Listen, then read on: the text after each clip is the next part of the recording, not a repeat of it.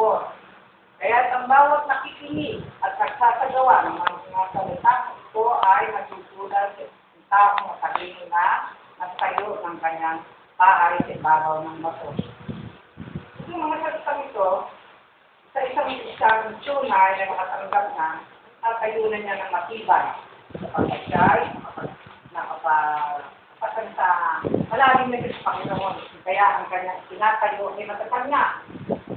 Sa loob ng bawat pundasyon na yan, kaya siya ay nakapagtayo ng bahay na matibay.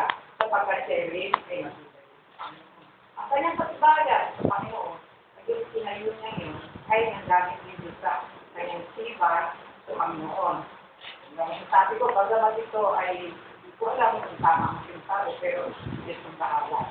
Dahil gusto natin maunawaan, gusto natin nakamuhay, gusto natin magpagawanan sa mga pangyayari. Hindi na malasabi. Sa 25, mula ng malakas, bumayo ng malakas na hangin ang bahay na yan. Ngunit hindi nakiba sapagkat nakagtayo sa tabaw ng bato.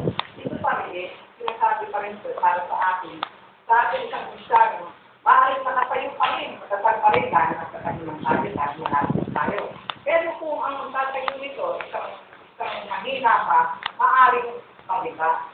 Dahil mahina pa rin kaya. Ganun hinihingalit sa atin ito.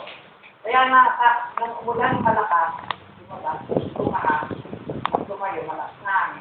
Ang bahay niya yan. Ngunit hindi nagiba kapag nakatayo sa ibabaw ng bato. Yung sinasabing ang bahay na yan, nakatayo sa ibabaw ng bato. Ang Diyos yun na binigyan tayo ng kautanan Diyos para tayo naman pinabigyan sa matibay ng bato. At ang 29, ang hindi nagsasagawa nito ay nagtutulad sa isang taong sunod na nagtayo ng kanyang bahay sa buhang nito. Ito yun. Tayo lahat narito. Sa tayo Panginoon, makikinig. Makikinig tayo sa loob.